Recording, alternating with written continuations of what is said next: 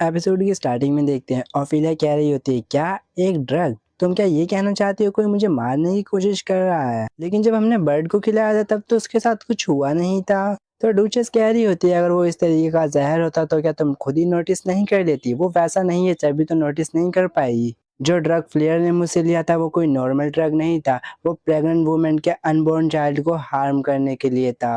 और अगर कोई लंबे समय तक इस चीज को लेता है तो फिर वो इनफर्टिलिटी तक जा सकता है। ऑफिलिया कहती, क्या क्या तुम ये कहना चाहते हो कि फ्लेयर मुझे इनफर्टाइल बनाना चाहती थी? डुचेस कहती है, मैं भी इस चीज का दावा नहीं कर सकती, शायद हाँ या फिर ना। बीच में सिल्वेस्टर कहता है कि ओ ऐसी बात है, मुझे जल्द ही जाकर के इस चीज को एनालाइज करना पड़ेगा। और सच में अगर उस चीज के अंदर ड्रग मिला तो फिर वो गुस्सा यहाँ पे कर रहा था। डुचेस कह रही होती कि एटलीस्ट उसको जान से मत मारना।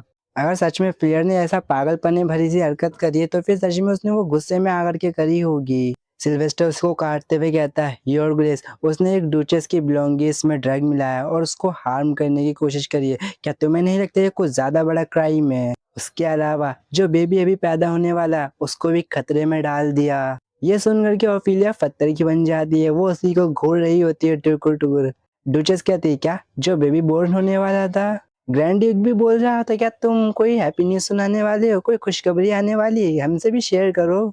इतनी बड़ी बात हो गई और तुमने अभी तक हम लोगों को बताया नहीं।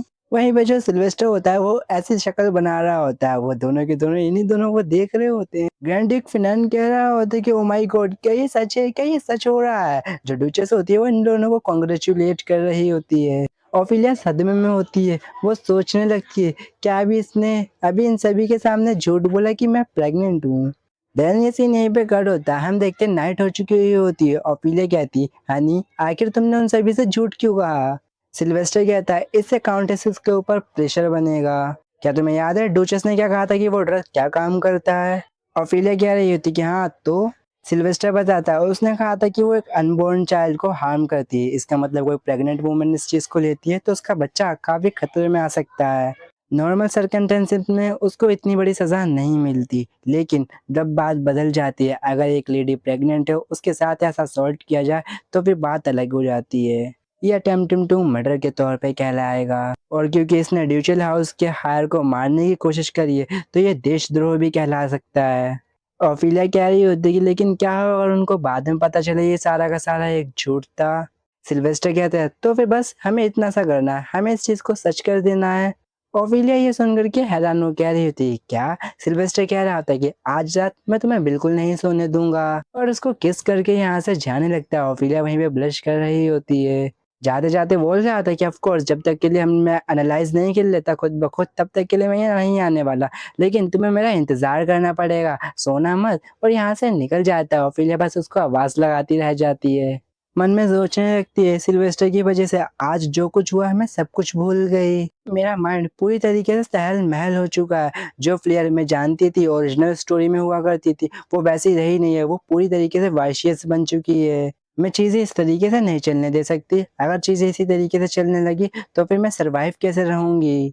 आई मीन करूंगी, मुझे शार्प रहना पड़ेगा। इतने में इसकी नजर पड़ती है क्रो के ऊपर। वो उस ओर देखते हुए कहती है, क्या एक नोट? उस नोट में लिखा हुआ होता है, हम लोगों ने आइडेंटिफाई कर लिया है मैजिक सर्कल को।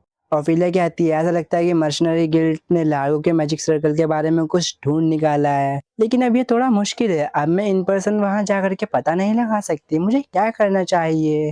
वेल, जब मैं खुद नहीं जा सकती तो फिर मुझे किसी की मदद चाहिए होगी, मुझे किसी को भेजना पड़ेगा।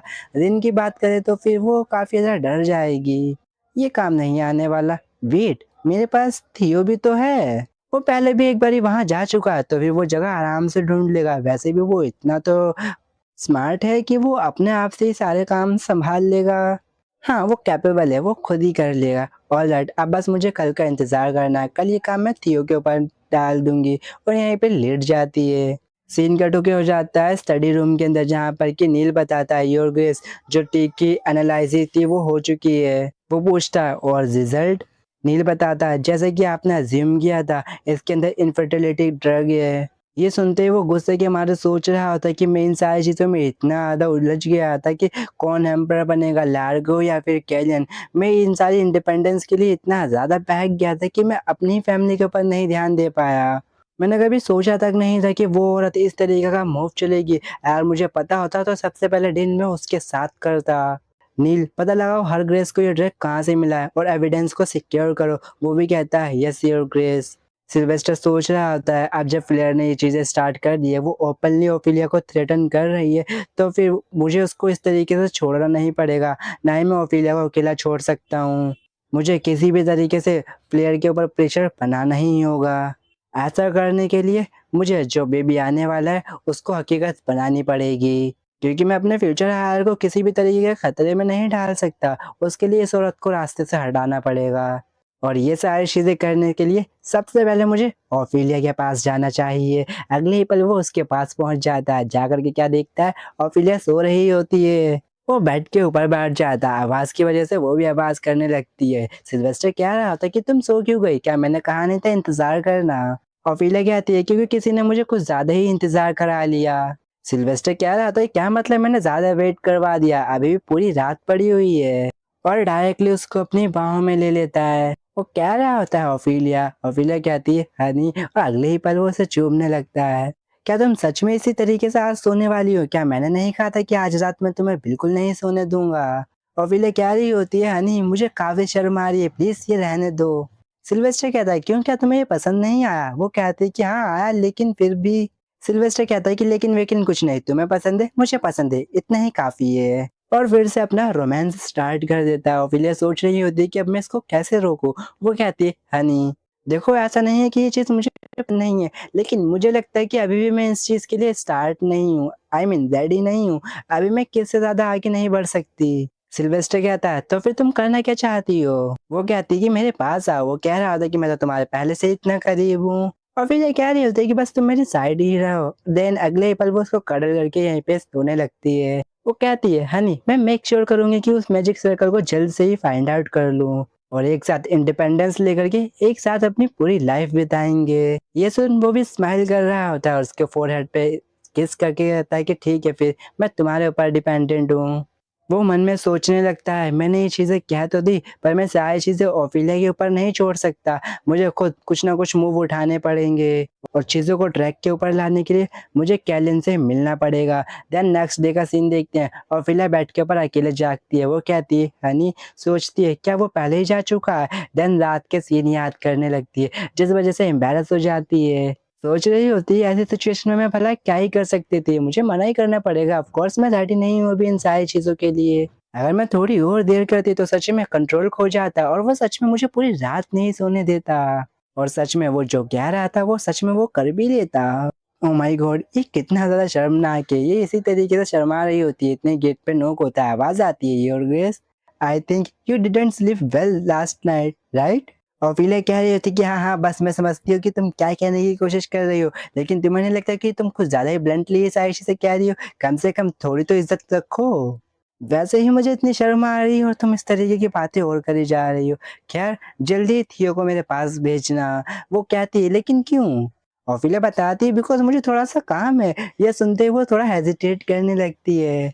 रिन बोल रही होती है योर गेस कहीं ऐसा तो नहीं अब आपको थियो पसंद आ गया हो? और फिर कहती क्या? थियो पसंद आ गया? मन में सोचती इसके एक्सप्रेशन इतने ज़्यादा इंटेंस क्यों हैं? रिन कह रही होती कि जैसे आप क्राउन प्रिंस को पसंद किया करती थी, क्या उसी तरीके से आप थियो को पसंद करने लगी? और फिर तुरंत चिल्लाते क्या बकवास कर रही हो? मैं भला उसको क्यों पसंद करूँगी? ये मैं समझती हूँ कि तुम क्या सोच रही हो। तुम्हें चिंता करने की ज़रूरत नहीं है, मैं भला ऐसा क्यों करने लगी? रिन कह रही होती कि वेल जब से उसने मेरी जान बचाई थी ना, तो मुझे वो थोड़ा-सा कूल लगने लगा है। और फिर बता रही होती कि तुम्हारी जानकारी के लिए बता दूँ, मेरी आँखों के अंदर सिल्वेस्टर से ज़्यादा हैंडसम और डैशिंग कूल बंदा कोई और नहीं है। देन सीन कट हो गया था थोड़ी देर के बाद और फिला पूछ रही थी थियो क्या उस दिन तुम अच्छे से घर पहुंच गए थे? थियो बताता ऑफ कोर्स आपने मेरी मदद करी थी इसलिए मैं तो आराम से घर पहुंच ही जाऊंगा, लेकिन उस चोर की वजह से आप काफी ज्यादा हैरान रह गई होंगी। और फिला सोच रही होती कि अब मुझे समझ में आ रहा है वो लड़की इसको इतना क्यों पसंद करती है। ये सच में काफी हैंडसम है, लेकिन सिल्वेस्टर के मुकाबले ये यहाँ पर टिकता तक नहीं है। ओह माय गॉड, मैं फिर से उसके बारे में क्यों सोचने लगी, मैं बार बार उस बारे में क्यों सोचने लगती हूँ। अभी मुझे अपने काम के ऊपर फोकस करना चाहिए, ना कि सिल्वेस्टर के ऊपर। वो कहती है थियो मेरी बात सुनो, क्या तुम मेरे ऊपर एक फेवर कर सकते हो? थियो कहता है, क्या आपके लिए एक फ़ेवर? वो बताती है कि हाँ, बिल्कुल। मन ही मन में थियो सोच रहा होता है कि ये वही लेडी है जिसने मेरी जान बचाई थी। इनके लिए तो मैं अपनी जान भी इनके कदमों में रख दूँ। ये कोई भी कमांड देगी, मैं ऑफ़ कोर्स एक्सेप्ट करूँगा। वो कहता है, बस मुझे शब्द दीजिए योर ग्रेस। और फ़िलहा बता रही होती है कि ये उस मर्सनरी गिल्ड को लेकर के है जहाँ पर कि हम लोग लास्ट टाइम पे गए थे। हकीकत तो ये है कि मैं अपने हस्बैंड की पीठ पीछे ये सारे काम कर रही हूँ। तो इसलिए मैं तो वहाँ जा नहीं सकती क्योंकि मेरी नोबल आइडेंटिटी भी है, मैं अपनी डिग्निटी की वजह से वहाँ नहीं जा सकती, इसलिए मुझे कोई और चाहिए होगा। ये सुनते ही वो थोड़ा-सा निराश हो जाता है। वो सोचता है कि हाँ, हरग्रेस ने बिल्कुल सही कहा, जो इन लोगों की पोज़ीशन है, वो मेरी पहुँच से बहुत ज़्यादा दूर है। और फिर ये बता रही होती है कि मैं चाहती हूँ कि तुम मेरी जगह वहाँ पर जाओ, तुम्हें सिर्फ़ वहाँ पर जाना है। वो लोग जो भी तुम्हें दे, तुम्हें वो लेकर के बस मेरे को ला कर के दे देना है। थियो कहता है, क्या बस इतना ही? ऑफिलिया बताती है कि हाँ, बस इतना ही, लेकिन ये इतना भी आसान नहीं होगा क्योंकि वो जो जगह है वो काफ़ी खतरनाक है, वो एक मर्सनरी गिल्ड भी है। थियो कह रहा होता है कि आपको टेंशन करने की ज़रूरत नहीं है माय लेडी, मेरे ऊपर ये काम छोड़ दीजिए। वहीं हम सिल्वेस्टर की ओर देखते हैं जो कि रॉयल पैलेस पहुंच चुका हुआ होता है। वो सोचता है कि इस बारे में मैं बहुत लंबे समय से सोचता हुआ आया हूँ, अब मुझे डिसीजन मेक कर ही लेना चाहिए और ये चीज़ मैंने कर भी ली है। नेक्स्ट एम्परर श्योरली कैलियन को ही होना चाहिए। लार्गो, उस आदमी को मैं बिल्कुल भी एम्परर नहीं बनने दे सकता जो कि मेरे वाइफ के लिए एक थ्रेटन है। वो मेरी वाइफ को एक प्यादे की तरह इस्तेमाल करके उसको सीढ़ी बना करके आगे चढ़ना चाहता है। उसके अलावा उसके अंदर कोई क्वालिटी भी तो नहीं है जो मैं उसको एम्परर बनाने के लिए सपोर्ट करूँ। मैं बिल्कुल उसके सपोर्ट में नहीं जाऊँगा अब। हाँ, वो भले ही कितना भी क्लेवर और स्ट्रॉन्ग क्यों ना हो, लेकिन वो बहुत ज़्यादा बुरा है। शुरुआत में सर्कमस्टेंसेस बहुत ज़्यादा डिफरेंट थे, लेकिन बात अभी करंटली की करी जाए तो फिर मैं बिल्कुल भी उसको सपोर्ट नहीं करूँगा। और वैसे भी इंडिपेंडेंस के बाद जब भी मैं सोचता हूँ कि एक अलायंस फॉर्म करनी चाहिए तो फिर कैलिन लारो के मुकाबले काफ़ी ज़्यादा अच्छा है। ऑफ कोर्स मैं इतना भी ब्लाइंडली उसके ऊपर यकीन नहीं करता, इसीलिए मुझे इसको टेस्ट करना पड़ेगा, क्या ये इस चीज़ के वर्थ इट है भी या फिर नहीं।